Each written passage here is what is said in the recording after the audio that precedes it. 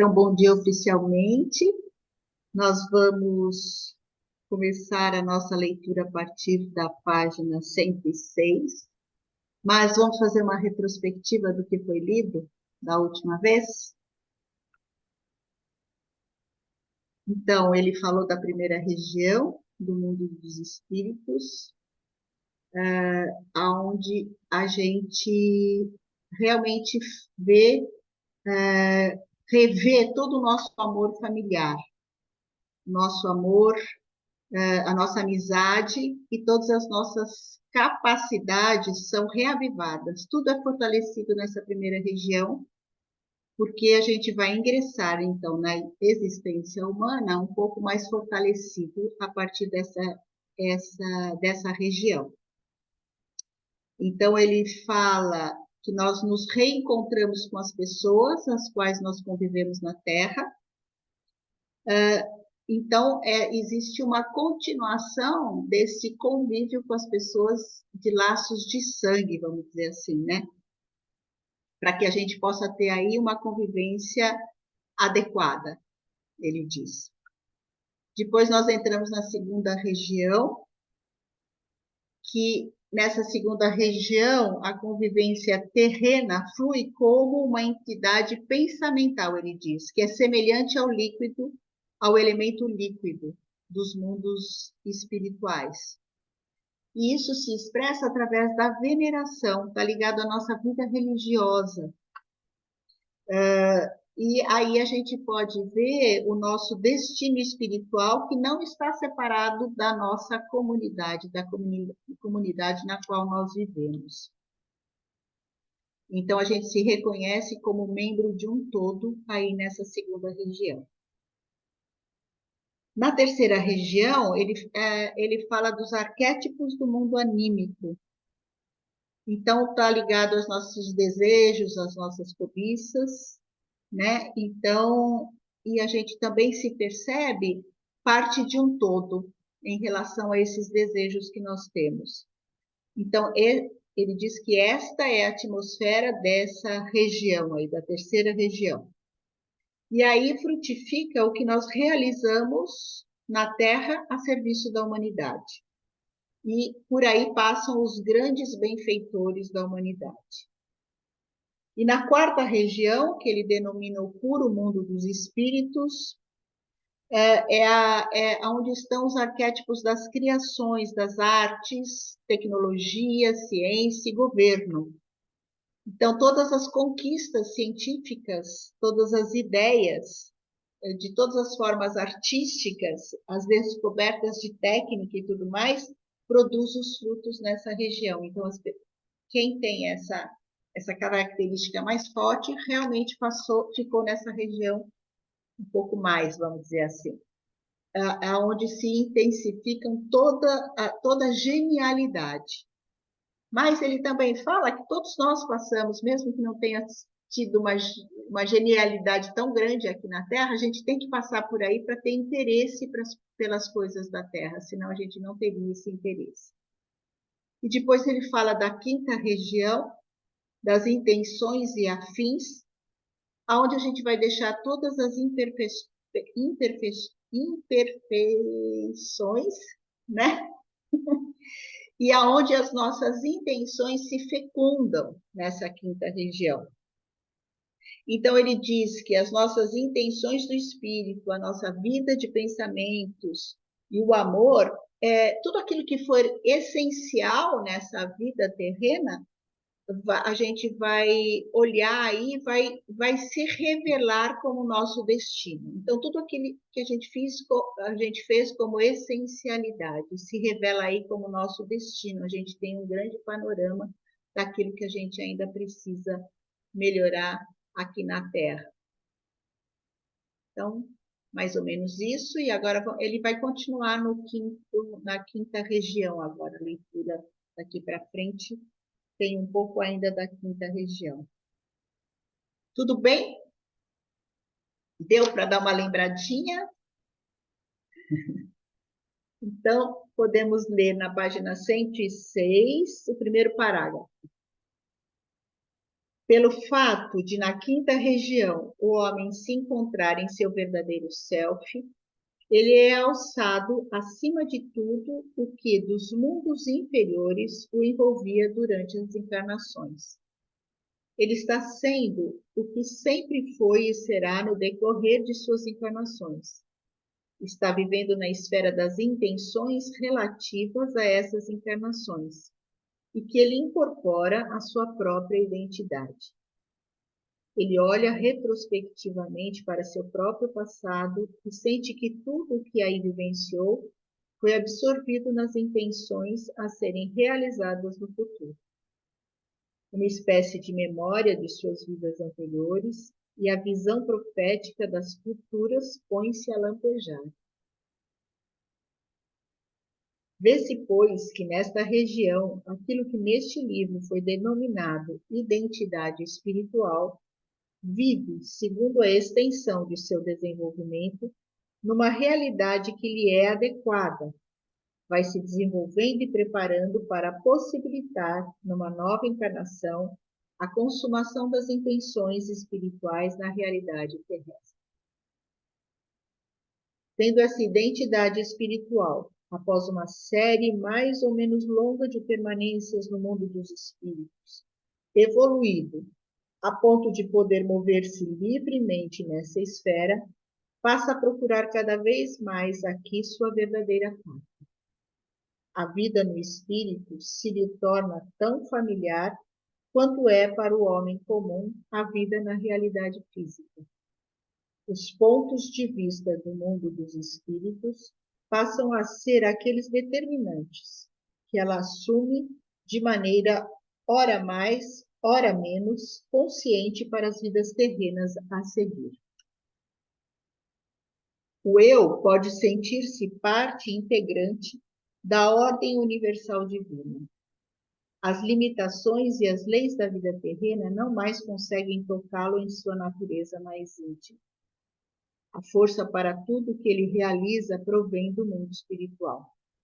Contudo, o mundo espiritual é uma unidade. Quem vive nele sabe como o Eterno participou na formação do passado e pode, do âmbito do Eterno, determinar o rumo para o futuro. A perspectiva do passado se amplia para uma perfeita. Um homem que tem alcançado esse grau propõe a si mesmo metas a serem cumpridas numa encarnação seguinte. Do mundo dos espíritos, ele exerce influência sobre seu futuro, para que este decorra no sentido do verdadeiro e espiritual. No intervalo entre duas encarnações, o homem se encontra na presença de todos os seres sublimes, diante de cujos olhos se estende, sem nenhum véu, a sabedoria divina, pois agora ele atingiu o grau em que pode compreendê-la. Na sexta região do mundo dos espíritos, o homem consumará em todas as suas ações tudo o que mais for adequado à verdadeira essência do mundo, pois ele não pode ir em busca do que lhe apraz, e sim unicamente do que deve acontecer segundo a correta sequência da ordem universal. A sétima região do mundo dos espíritos conduz aos limites extremos dos três mundos. O homem se encontra aqui diante dos núcleos vitais que, dos mundos superiores, são transportados aos três mundos descritos para neles cumprir suas missões. Chegado aos confins dos três mundos, o homem reconhece a si mesmo em seu próprio núcleo vital. Isso implica que os enigmas desses três mundos devam estar agora solucionados para ele. Ele lança, pois, um olhar abrangente sobre toda a vida desses mundos. Na vida física, não são normalmente conscientes as faculdades anímicas mediante as quais a alma tem, no mundo espiritual, as experiências aqui descritas. Elas trabalham em suas profundezas inconscientes sobre órgãos corporais que formam a consciência do mundo físico. É exatamente essa a razão de não permanecerem despercebidas nesse mundo. Os olhos tampouco veem a si mesmos, porque neles agem as forças que lhes tornam visível outra coisa. Querendo, querendo-se julgar em que medida uma vida humana, entre nascimento e morte, pode ser resultado de vidas terrenas anteriores, deve-se ponderar que um ponto de vista situado nesta mesma vida, conforme naturalmente deve ser aceito a priori, não oferece possibilidade alguma de julgamento.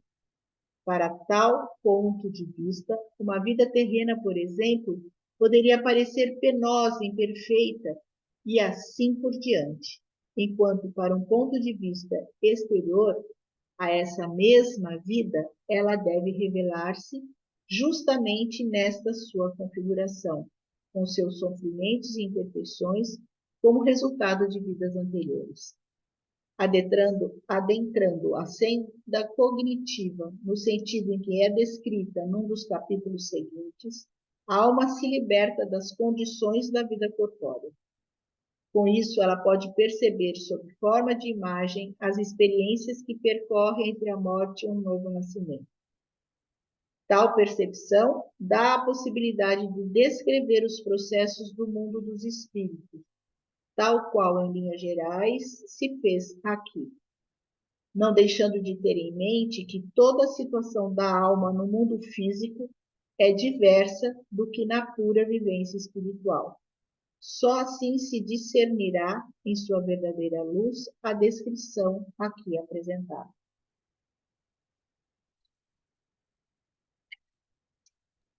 Bom dia, já vou começar a perguntar. Assim, ficou. Né, quando chega nessa quinta região, eu não entendi esse intervalo entre duas encarnações, para o homem se encontrar no patamar, porque para mim parece uma sequência. Você vai passando de região para região, certo?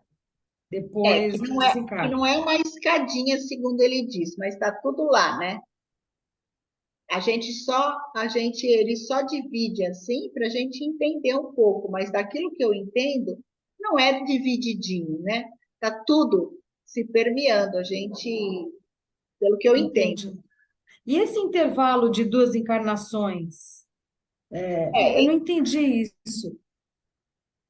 então, o que eu entendo é que entre uma encarnação e outra, você passa por todas essas etapas e você vai olhando de uma forma bastante ampla tudo aquilo que aconteceu. No primeiro momento, você está muito presa ao mundo terreno, e você vai tendo que se desligar disso. Depois você está mais presa ao mundo anímico e vai tendo que se desligar disso também, até que você se reconhece dentro desse mundo espiritual, né? E daí ele fala que daí você realmente vê o seu destino, né? Com aquilo que foi bom e aquilo que não foi bom, e você realmente tem essas metas, você faz dessas intenções de voltar para recuperar alguma coisa, né? Pelo menos assim que eu entendo. Agora entendi. Então, na verdade, o que ele está falando desse intervalo entre duas encarnações é como se fosse uma. Eu vou usar uma expressão meio terrena, assim, fosse adquirindo maior consciência, Porque lá né? você só é consciência, na verdade, né? A Tá. consciência se amplia. Então, daí você pode ver em retrospectiva tudo aquilo, e agora dentro do mundo do espírito, porque antes você vê no mundo anímico, é de um jeito, pelo menos o que eu estou Uhum. entendendo. Depois, antes você vê muito ligado ao mundo terreno, mas aí você vê que você faz parte de algo muito maior, né? E tudo aquilo que você fez de essencial na Terra tem um valor, né? Tem um peso, vamos dizer assim, né? E como que você vai agora ter as suas novas intenções para uma futura encarnação. Não sei, Cris. Entendo assim também, que é isso mesmo. A gente leva o que fez, olha para o que foi feito, realinha, né? Para voltar com novas intenções de harmonizar ou completar o que está faltando. E eu acho que também tem uma coisa que ele toca aqui, é que quando você tem essa imagem, né, que você é um ser espiritual, que muitas vezes a gente olha para o destino de uma pessoa aqui e fala assim, nossa, ela não merece isso. Mas isso, né? Então, é quando você tem essa visão bastante terrena, então você olha e fala assim, bom, ela não merece isso. Mas quando você amplia essa sua visão e percebe que você traz intenções do mundo, do outro mundo, então daí a compreensão fica mais fácil, né? Então olhar para o destino se amplia, né? Existe uma ampliação dessa consciência quando você tem essa visão espiritual aqui na Terra também. Eliana, assim, é uma questão que eu quero repartir até com vocês, mas isso não impede, quando você vê a dor do outro, de entender que foi um acordo que ele fez e não amenizar essa dor, né? Isso não nos impede de fazer isso. Não, claro Isso que não. porque ficou assim, o pessoal fica falando assim, é um karma, tem que viver, entendeu? Aí fica assim, meu Deus, qual é o meu papel como ser humano? Olhar o do outro com dor e deixar o outro sofrer, né? Porque é um karma dele. Assim, eu tenho escutado umas coisas que têm me assustado. Eu queria entender um pouco nesse âmbito da antroposofia. E outra pergunta que eu tenho, se, por exemplo, eu posso ficar numa região durante muito tempo, né? Entende? Por É o não que eu entendo. entender o processo. Então, eu também, daquilo que a gente lê, né? Daquilo que a gente lê, assim, cada um vai ficar numa região o tempo que for necessário, pelo que a gente estudou. Mas na região do Sol é onde a gente fica mais tempo, pelo que a gente estudou, né? Que a gente faz os nossos encontros, trabalhamos uns nas cabeças dos outros, né? Na elaboração da cabeça futura. Então, pelo que a gente leu aqui, né? Isso é uma coisa. A outra coisa, que a compaixão é um sentimento humano, né? Que tem que existir, né? Não é porque. E o Steiner diz que só vamos poder ser felizes quando todos forem felizes, né? Então, não é porque eu reconheço que tem uma dificuldade lá, né? Porque tem uma questão, mas que eu não possa me compadecer disso. Não, não é assim, né? Ah, Pelo menos o que eu entendo. Cida, você quer falar? o que eu ia falar, você falou da compaixão, né? Quando você vê a dor do outro, então desperta em você a compaixão, né? E a gente vem nesse mundo para isso, né? Inclusive, quando eu fiz lá um workshop como chama, com a Lucinda Dias, né? Que ela tratava de crianças com problema, né, especiais, né? Que eu não sei como é que chama agora, e elas vêm justamente para despertar esse espírito crístico em nós. Na verdade, elas vêm para nos ajudar. Elas vêm com problemas que é para nos ajudar. Eu achei muito interessante isso quando eu fiz a pedagogia Waldorf, né? Sim. Despertar da compaixão. É isso. E é bonito, né? Como ele descreve o mundo espiritual, que, nossa, a gente começa a viajar. Começa a sair daqui do mundo físico e já ir. Ah, meu Deus, olha o que eu vou encontrar lá, né? Isso aí. Então, E daí eu vou sugerir um filme, não sei se vocês já assistiram, como Estrelas na Terra. Assistiram? Vale a pena. Como estrelas na terra, né? De um menininho. É É, isso? Ai, disléxico. É é lindo. lindo. É lindo. isso, muito lindo.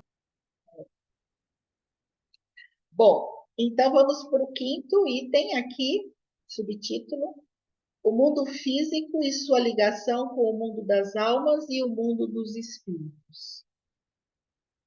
As figurações do mundo das almas e do mundo dos espíritos não podem ser objeto de percepção sensorial exterior.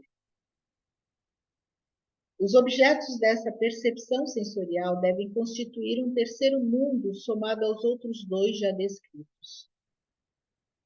Durante sua existência física, o homem também vive simultaneamente nos três mundos.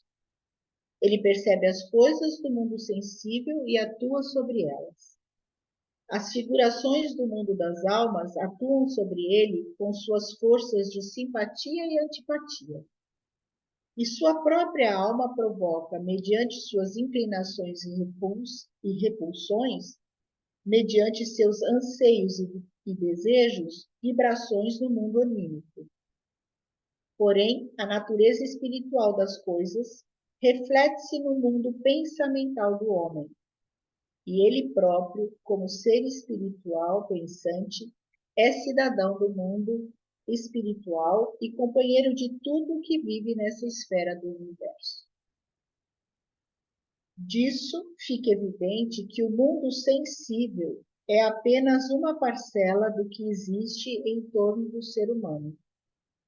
Essa parcela salienta-se com certa autonomia do ambiente geral do homem, porque pode ser percebida pelos sentidos alheios ao anímico e espiritual que igualmente pertence a este mundo.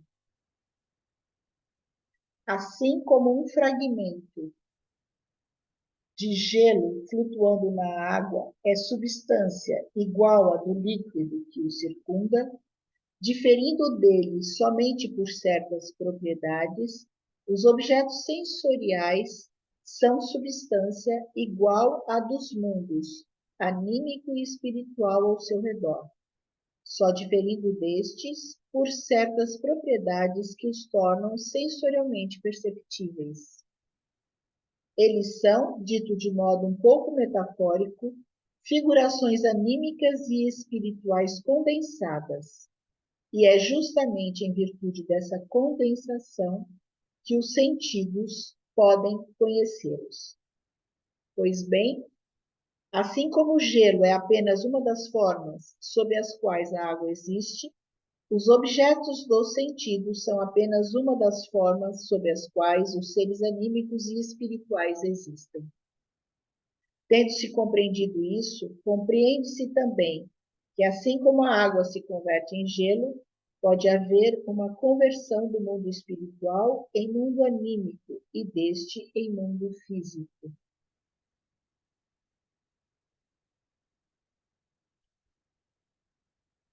Desse ponto de vista, se evidencia também por que o homem pode formar pensamentos sobre as coisas físicas. Ora, existe uma pergunta que todo pensador deve formular a si mesmo. Qual a relação existente entre a ideia que o homem faz de uma pedra e a própria pedra em si? As pessoas que observam de modo especialmente profundo a natureza exterior, esta pergunta se apresenta com toda a clareza diante dos olhos espirituais. Elas sentem a sintonia entre o universo dos pensamentos humanos e a estrutura e ordenação da natureza. O astrônomo Kepler, 1571-1630, exprime-se admiravelmente sobre essa harmonia.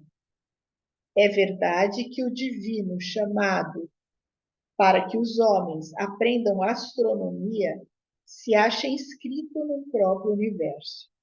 Na verdade, não em palavras e sílabas, mas de acordo com os fatos, graças à correspondência entre os conceitos e sentidos humanos e concatenamento dos corpos e estados celestes. É só pelo fato de as coisas do mundo físico não serem senão entidades espirituais condensadas que o homem, o qual, mediante seus pensamentos, eleva-se a essas entidades, pode compreender as coisas em sua atividade pensante. As coisas físicas procedem do mundo espiritual, sendo apenas uma outra forma das entidades espirituais. E quando o homem elabora pensamentos sobre as coisas, seu interior está dirigido da forma sensorial para os arquétipos espirituais dessas coisas. Compreender uma coisa por meio de pensamentos é um processo comparável àquele pelo qual um corpo sólido é primeiramente liquefeito ao fogo, para que o químico possa investigá-lo em sua forma líquida.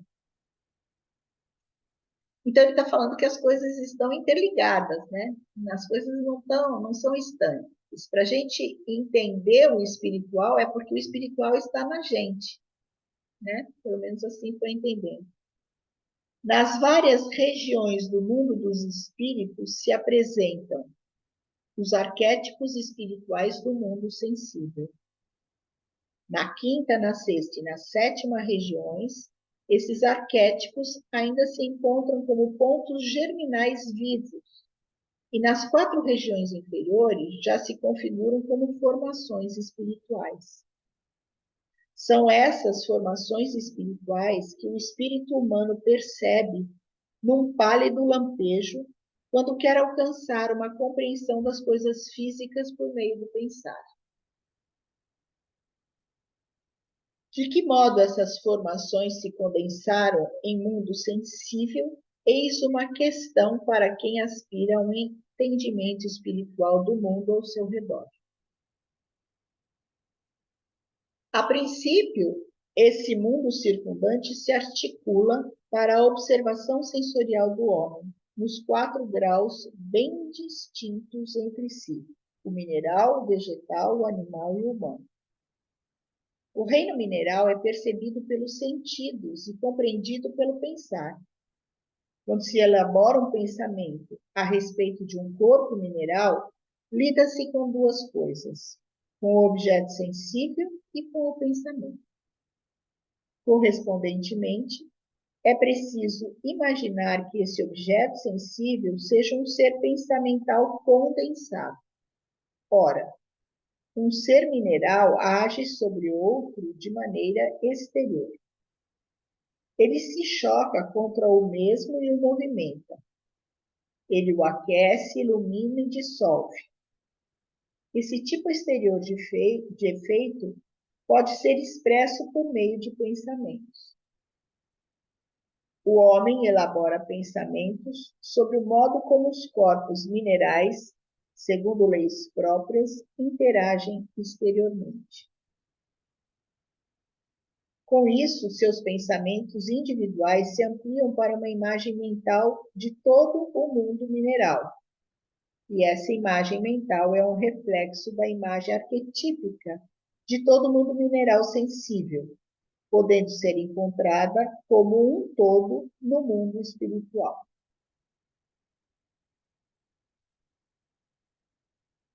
No reino vegetal. Não entendeu, Ana Rita? Legal. Não, achei lindo. Legal. No reino vegetal, ao efeito externo de uma coisa sobre outra, acrescentam-se os fenômenos do crescimento e da reprodução. A planta cresce e produz novos seres à sua semelhança. Aquilo que se manifesta ao homem no reino mineral vem acrescentar-se aqui à vida. A simples reflexão sobre esse fato oferece um panorama que aqui é elucidativo. A planta contém a força para conferir a si mesma sua forma viva e reproduzir essa forma num ser de sua espécie.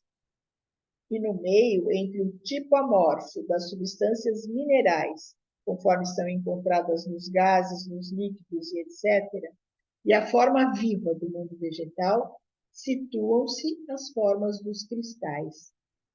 Nos cristais, temos a transição do mundo mineral amorfo para a viva capacidade configurativa do reino vegetal.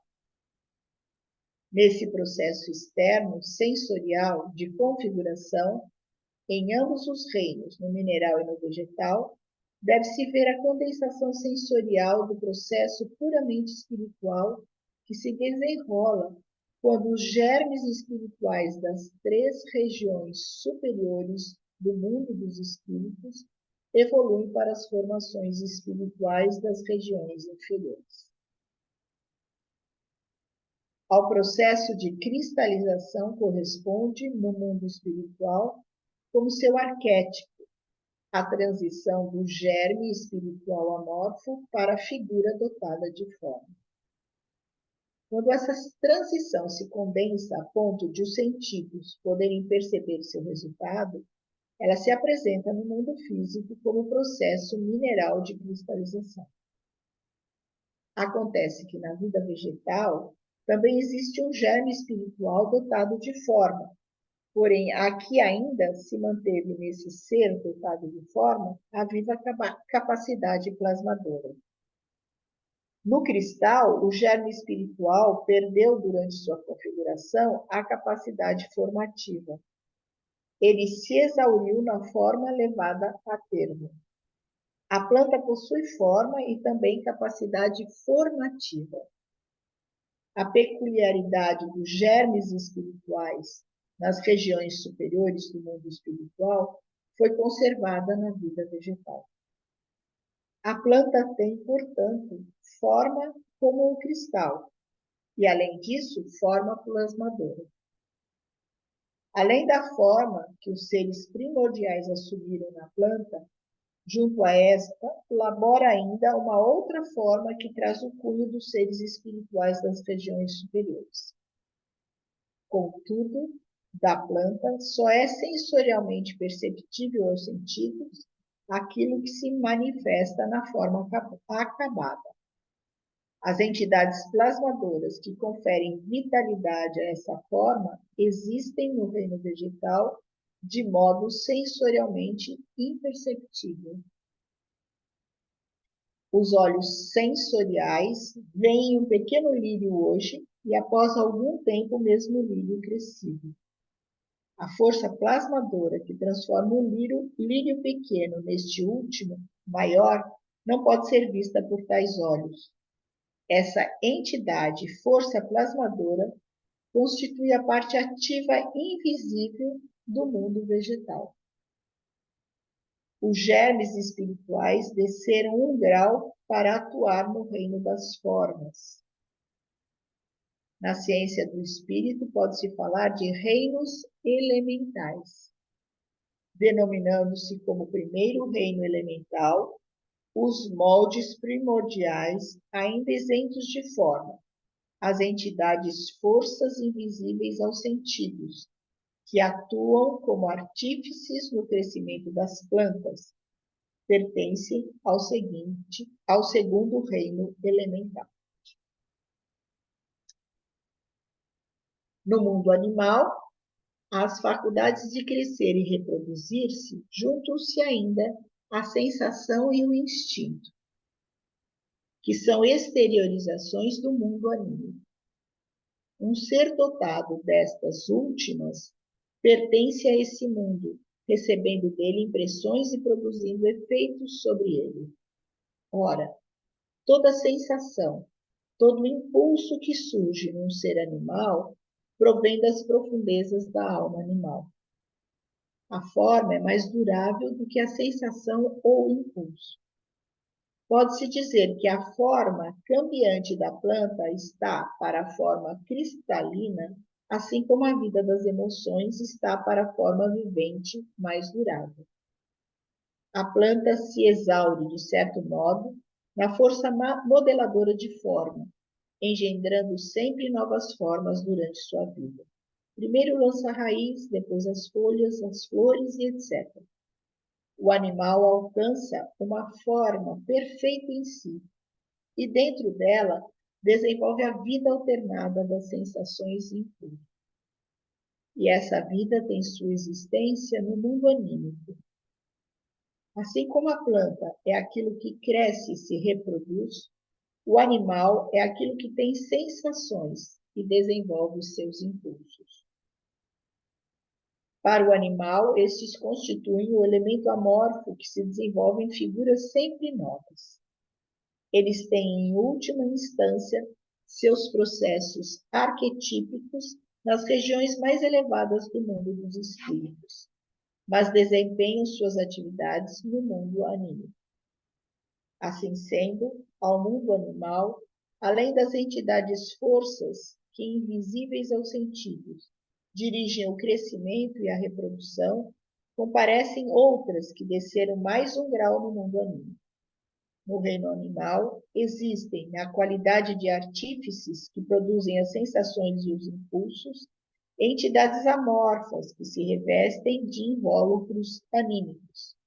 São elas os verdadeiros arquitetos das formas animais. Na ciência espiritual, o domínio a que pertencem pode ser denominado terceiro reino elemental. Além de ser dotado com as além de ser dotado com as mencionadas faculdades das plantas e dos animais, o homem o é ainda com aquela de transformar as sensações em representações mentais e pensamentos, bem como de disciplinar os próprios impulsos por meio do pensar. O pensamento, que na planta se manifesta como forma e no animal como força anímica, nele, no homem, se apresenta como pensamento em si, em sua forma própria. O animal é alma, o homem é espírito. A entidade espiritual desceu um grau a mais. No caso do animal, ela é plasmadora da alma. No caso do homem, entra no próprio mundo material sensório. O espírito está presente no corpo sensorial do homem. E pelo fato de se manifestar numa roupagem sensória, só pode revelar-se como aquele sombrio reflexo que representa o pensamento do ser espiritual. É mediante as condições do cérebro físico que o espírito se manifesta no homem. Mas o espírito também se tornou, por esse motivo, a entidade interior do homem. O pensamento é a forma que a entidade espiritual amorfa assume no homem, tal qual na planta assume forma e no animal alma. Por isso o homem, na qualidade de ser pensante, não dispõe de nenhum reino elemental construtor fora dele. Seu reino elemental opera em seu corpo sensorial. Só na medida em que o homem é um ser dotado de forma e sensação, é que nele os seres elementais operam da mesma maneira como nas plantas e animais. Porém, no homem, o órgão do pensamento é desenvolvido inteiramente de dentro de seu corpo físico. No organismo espiritual do homem, em seu sistema nervoso, que culmina num cérebro perfeito, tem-se diante dos olhos, sensorial e visivelmente, aquilo que nas plantas e nos animais atua como entidade força não sensorial. Isto faz com que o animal demonstre autossensação e o homem autoconsciência. No animal, o espírito sente-se como alma. Ainda não compreende a si mesmo como espírito. No homem, o espírito se reconhece como espírito, embora devido às condições físicas, como um pálido reflexo do espírito, como pensamento.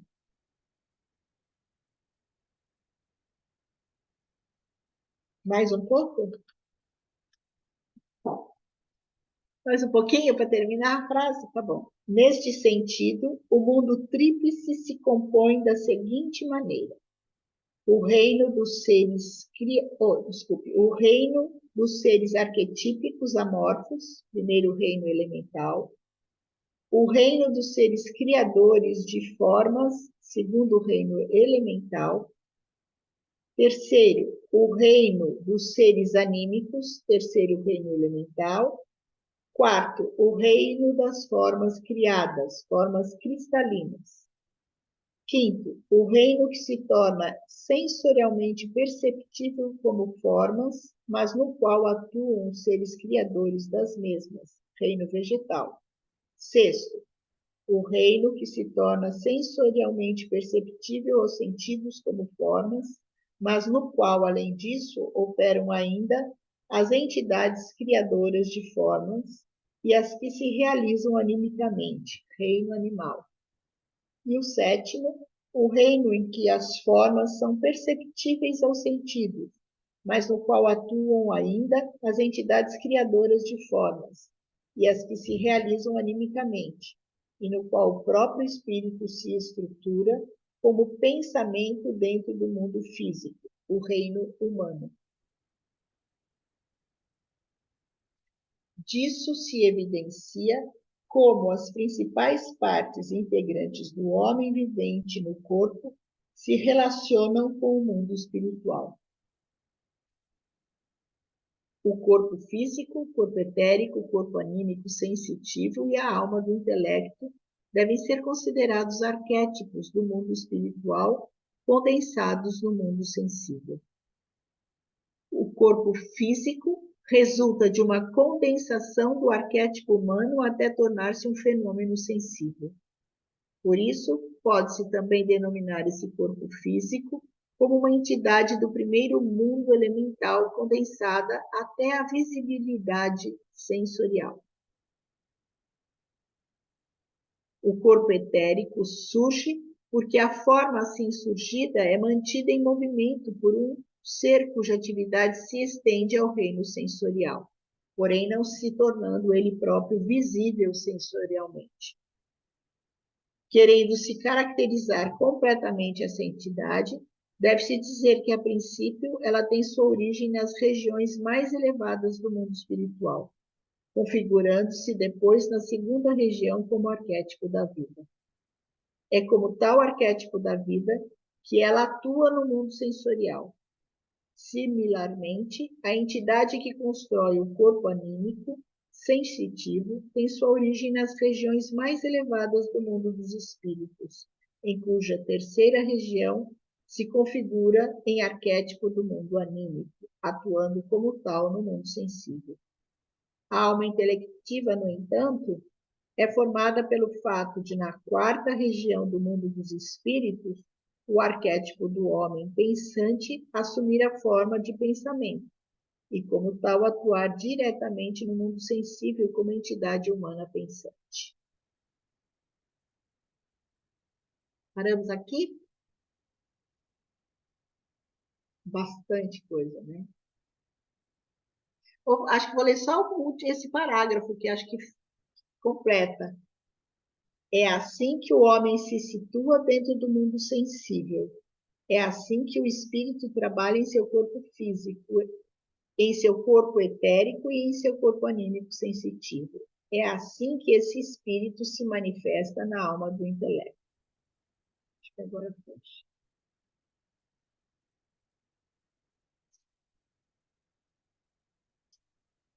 Acho que Esse trecho faz uma conexão com tudo, né, Eliana? Nossa, é muito legal, é muito legal. ele faz uma síntese de tudo que a gente leu atrás. É, Cris, você está sem som. Não, vou interromper a gravação. Sim.